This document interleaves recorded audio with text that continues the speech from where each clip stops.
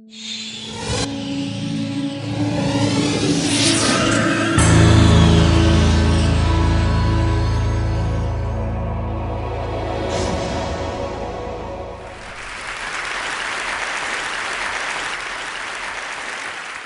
that's kind of an obvious statement up there. I started with that sentence about 12 years ago, and I started in the context of developing countries. But you're sitting here from every corner of the world, so if you think of a map of your country, I think you'll realize that for every country on earth, you could draw little circles to say these are places where good teachers won't go. On top of that, those are the places from where trouble comes. So we have an ironic problem. Good teachers don't want to go to just those places where they're needed the most. I started in 1999 to try and address this problem with an experiment, which was a very simple experiment in New Delhi.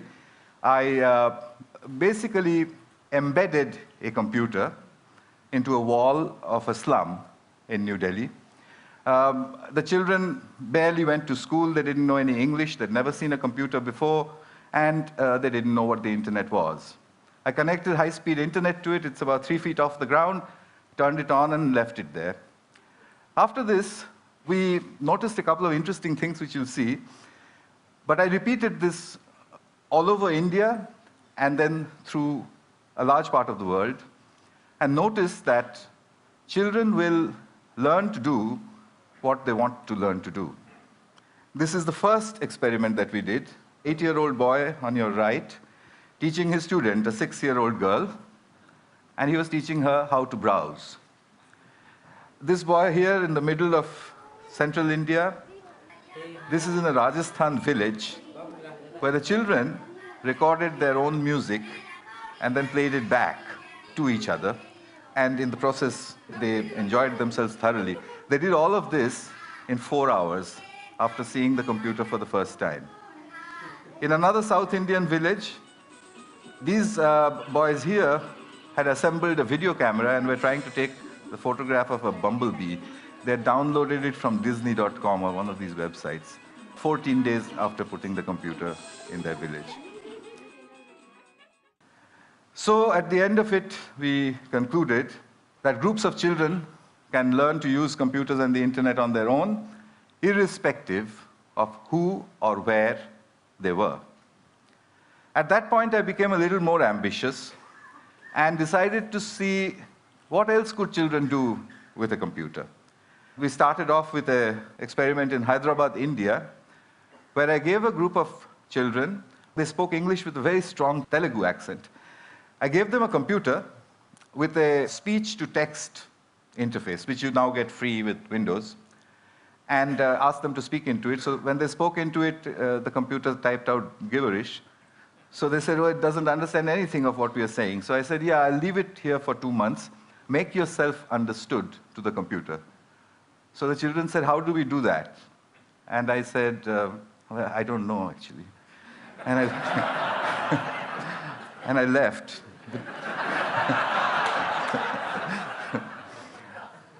2 months later, and this is now documented in the Information Technology for International Development Journal, their accents had changed and were remarkably close to the neutral British accent in which I had trained the speech-to-text synthesizer. In other words, they were all speaking like James Tooley.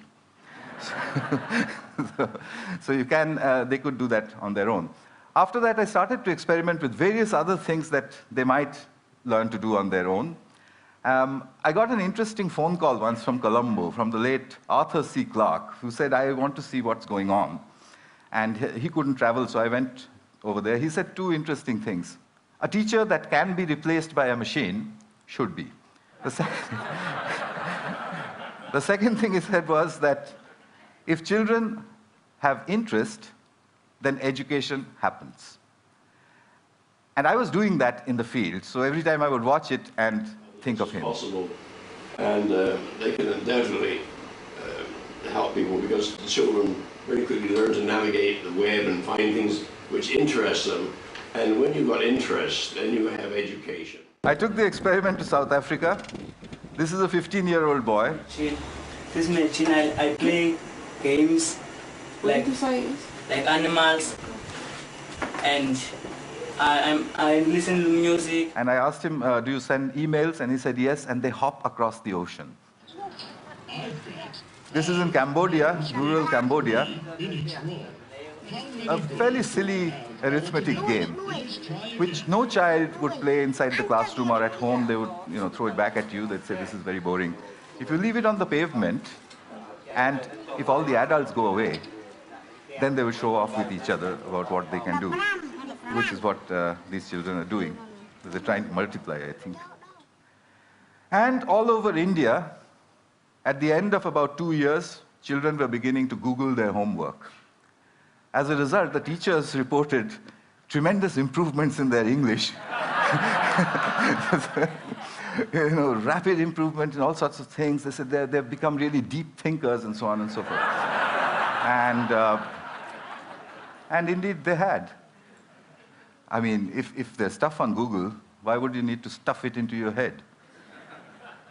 So at the end of the next 4 years, I decided that groups of children can navigate the internet to achieve educational objectives on their own. At that time, a large amount of money had come into Newcastle University to improve schooling in India. So Newcastle gave me a call. I said, I'll do it from Delhi.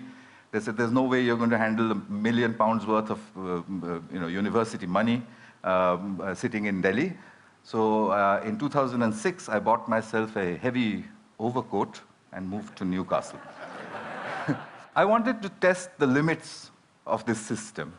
The first experiment I did out of Newcastle was actually done in India, and I set myself an impossible target.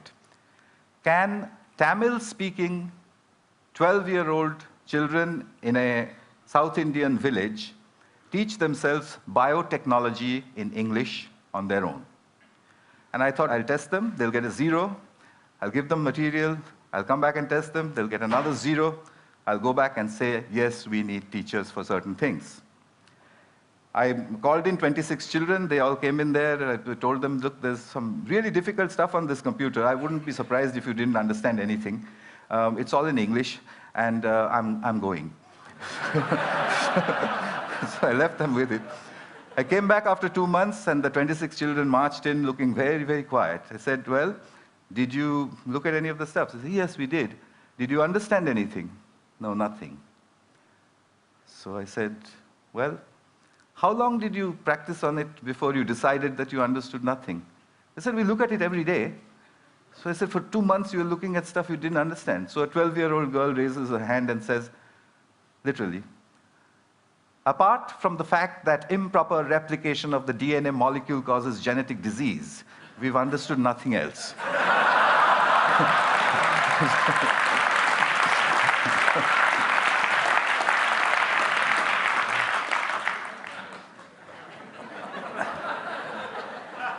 Took me 3 years to publish that. It's just been published in the British Journal of Educational Technology. One of the referees who refereed the paper said, it's too good to be true, which was not very nice. Well, one of the girls had taught herself to become the teacher, and that's her over there.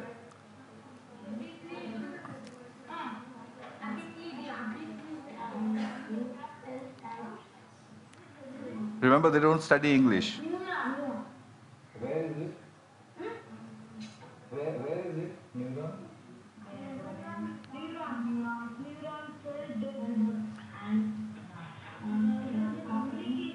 I've edited out the last bit where she said, when I asked where is the neuron, and she says, the neuron, and then she looked and did this. But her expression was not very nice. So their scores had gone up from 0 to 30%, which is an educational impossibility under the circumstances. But 30% is not a pass. So I found that they had a friend, a local accountant, a young girl, and they played football with her. I asked that girl, would you teach them enough biotechnology to pass? And she said, how would I do that? I don't know the subject. I said, no, use the method of the grandmother. She said, what's that? I said, well, what you've got to do is stand behind them and admire them all the time. Just say to them, that's cool, that's fantastic, what is that? Can you do that again? Can you show me some more? She did that for 2 months. The scores went up to 50, which is what the posh schools of New Delhi with a trained biotechnology teacher were getting. So I came back to Newcastle with these results and decided that there was something happening here that definitely was getting very serious. So having experimented in all sorts of remote places, I came to the most remote place that I could think of. Across the River Tyne, 5,000 miles from Delhi, is the little town of Gateshead. In Gateshead, I took 32 children, and I started to fine-tune a method. I made them into groups of 4. I said, you make your own groups of 4. Each group of 4 can use 1 computer and not 4 computers. Remember, from the hole in the wall. You can exchange groups. You can walk across to another group if you don't like your group, etc. You can go to another group, peer over their shoulders, see what they're doing, come back to your own group, and claim it as your own work. And I explained to them that a lot of scientific research is done using that method.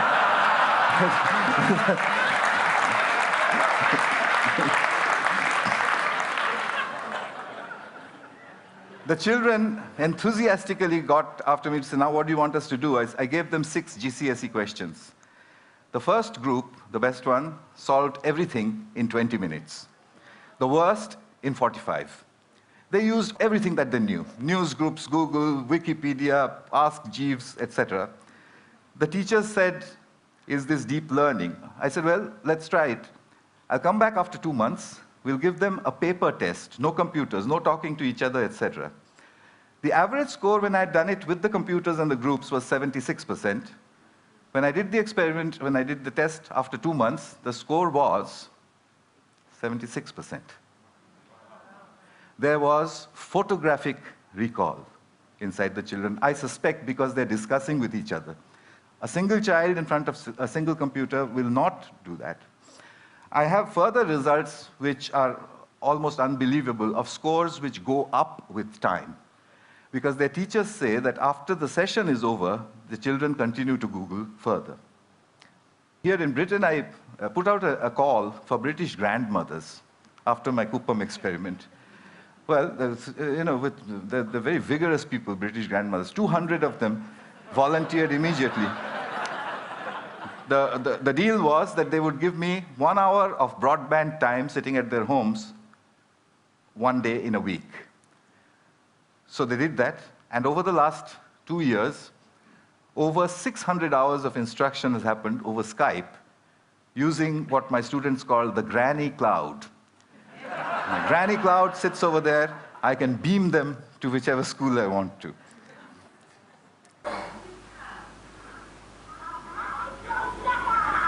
You can't catch me. You say it. You can't catch me. I'm the gingerbread man. Well done. Very good. So we get power of the supreme. Back in Gateshead, a 10-year-old girl gets into the heart of Hinduism in 15 minutes. Stuff which I don't know anything about. 2 children watch a TED Talk. They wanted to be footballers before. After watching 8 TED Talks, he wants to become Leonardo da Vinci.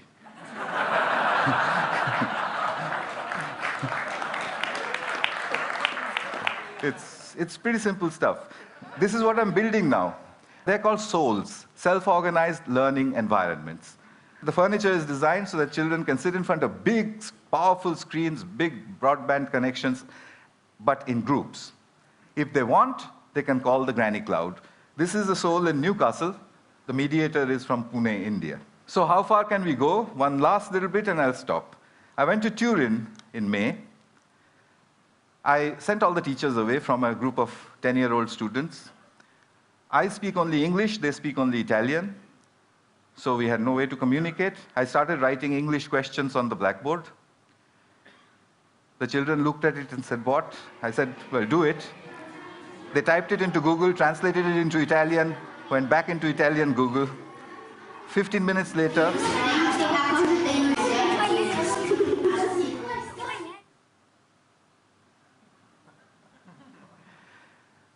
next question, where is Calcutta? This one, they took only 10 minutes.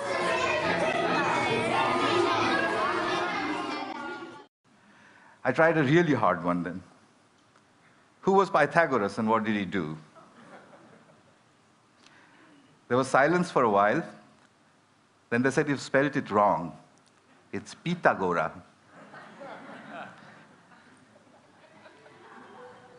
And then, in 20 minutes, the right-angle triangles began to appear on the screens. It just sent shivers up my spine. These are 10-year-olds.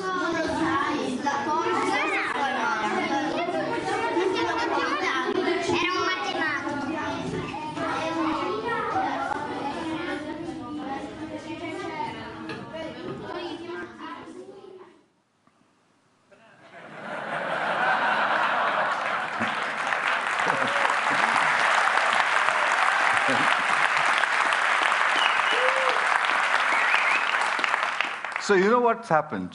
I think we've just stumbled across a self-organizing system. A self-organizing system is one where a structure appears without explicit intervention from the outside. Self-organizing systems also always show emergence, which is that the system starts to do things which it was never designed for, which is why you react the way you do, because it looks impossible. I think I can make a guess now.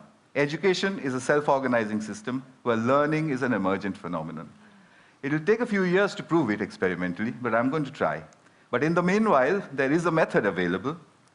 1 billion children, we need 100 million mediators, there are many more than that on the planet, 10 million souls, $180 billion, and 10 years. We could change everything. Thanks. Thank you. Thank you.